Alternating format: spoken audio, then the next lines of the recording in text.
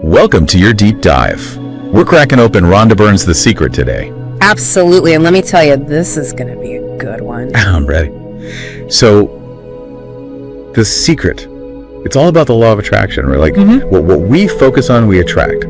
But I feel like there's got to be more to it than that. Oh, there's way more to it. Think of it like this, like a radio frequency.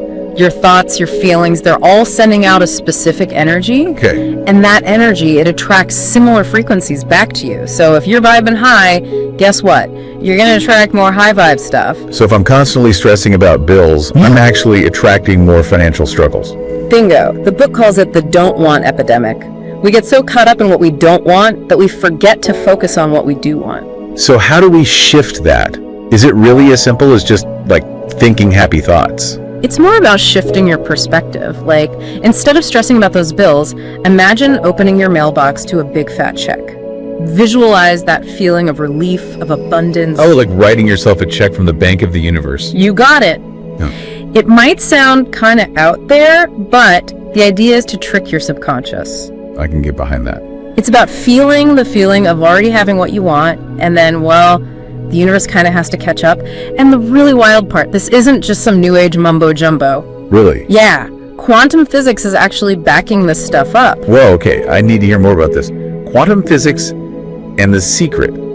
How does that even work? All right, so you know how in quantum mechanics there's this thing called the observer effect? It basically suggests that just by observing something, we actually change it. So our thoughts, our intentions, they could be playing a role in literally shaping our reality. Blown. So, if our focus is really that powerful, what's the secret sauce?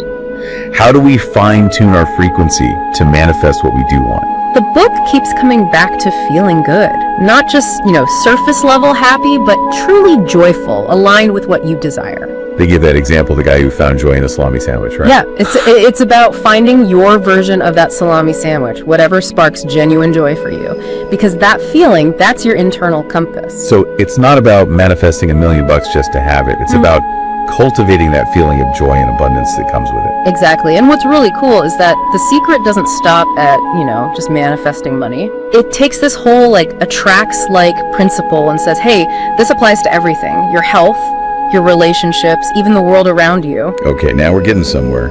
But how do you apply attracts-like to something like your health? That feels totally different from manifesting a parking space. It is different, yeah. But often we unknowingly sabotage ourselves with our health. We focus on what we don't want, getting sick, feeling pain. So instead of dreading every cough and sniffle, we should be visualizing ourselves glowing with health. Exactly. The book even suggests that every year on your birthday, you should celebrate it as your first birthday. Wait, I'm turning 1 again. You got it. Yeah. It's about shifting your perspective on aging.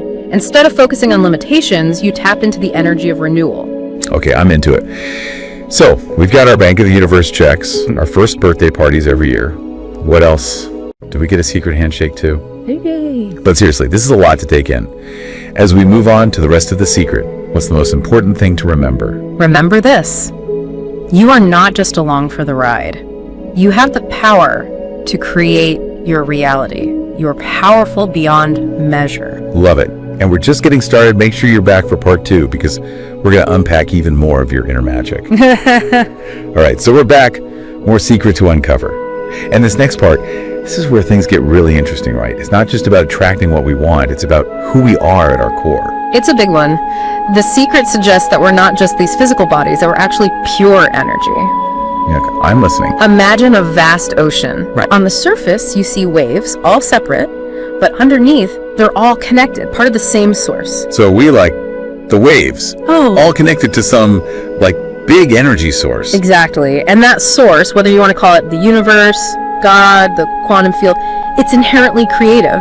And we, as part of that energy, we inherit that creative power. Whoa, so it's not just about creating our own little realities. We're talking about universal creation here. In a way, yeah. But then the question becomes, if we have this incredible power, why aren't we all living our best lives, That's what I want to know. What's holding us back? A lot of the time, it's our own minds. We get trapped by our limiting beliefs, telling ourselves we're not good enough, not worthy, all that stuff. Those negative thoughts can be so sneaky. How do we ditch them?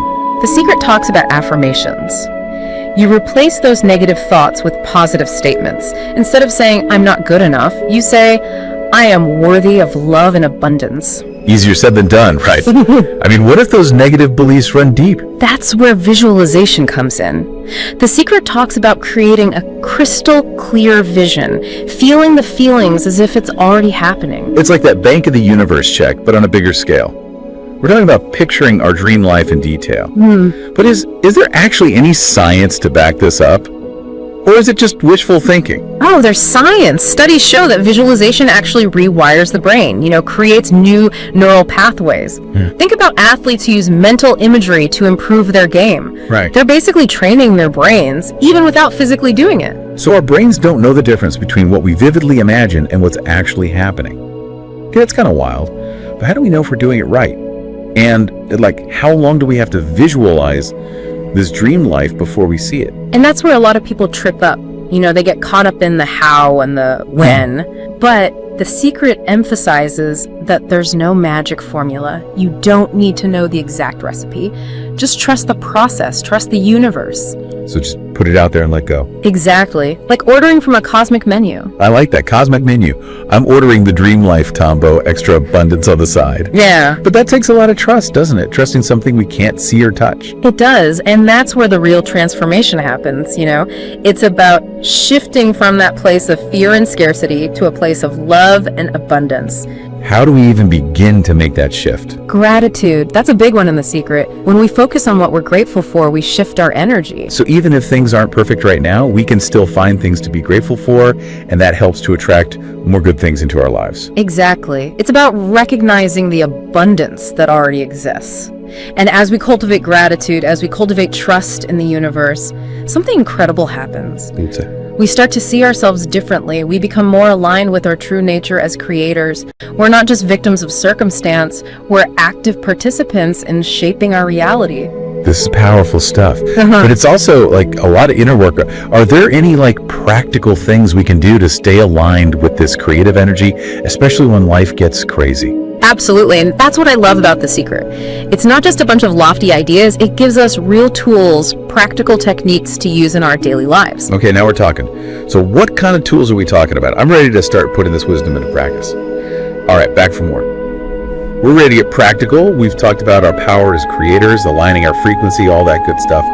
But how do we actually do that? Well, The Secret gives us a whole toolbox of techniques, and one of the most powerful is visualization. We touched on this earlier, picturing our dream life. Right, but it's more than just daydreaming. It's about really experiencing it in your mind. Engage all your senses: sight, sound, smell, even touch.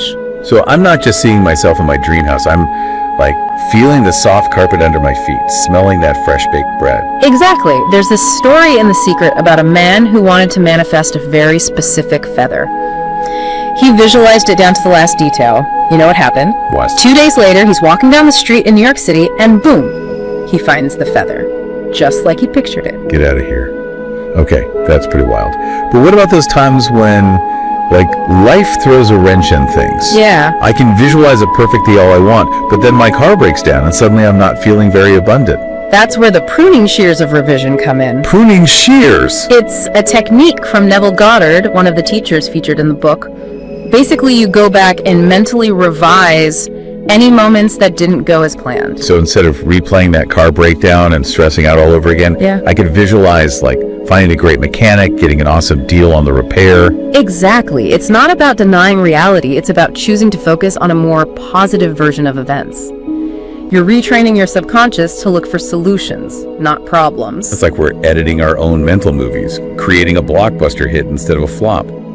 Speaking of visuals, what about vision boards? Are those just a fun craft project, or is there something deeper there? Oh, vision boards are powerful. They tap into the visual nature of our minds. Surround yourself with images of what you want, and it's like you're sending a constant reminder to your subconscious. Right, like Jack Canfield with his $1 million check. The Secret talks about how he visualized having $1 million royalty check, put it on his vision board, and then it actually happened. And there's more. He later realized that he'd done the same thing with his dream home years earlier without even realizing it. Wow, that's amazing and a little spooky. It's like our subconscious is always working in the background, whether we realize it or not. Exactly. And these techniques, they help us tap into that subconscious power. It's like we're finally speaking the same language. So it's not just about wishing and hoping. It's about actively creating the life we want, using all the tools we have. Our thoughts, our feelings, our imaginations. We're all creators. Every thought, every feeling, it's an act of creation. The secret just reminds us to be conscious creators, to use that power with intention. Instead of feeling like life is just happening to us, we remember that we're in the driver's seat. Exactly. And when we embrace that, when we step into our power as creators, the possibilities are limitless. So, what are you waiting for? What's your joy? What life are you ready to create? The universe is listening. Thanks for joining us for this incredible deep dive into The Secret.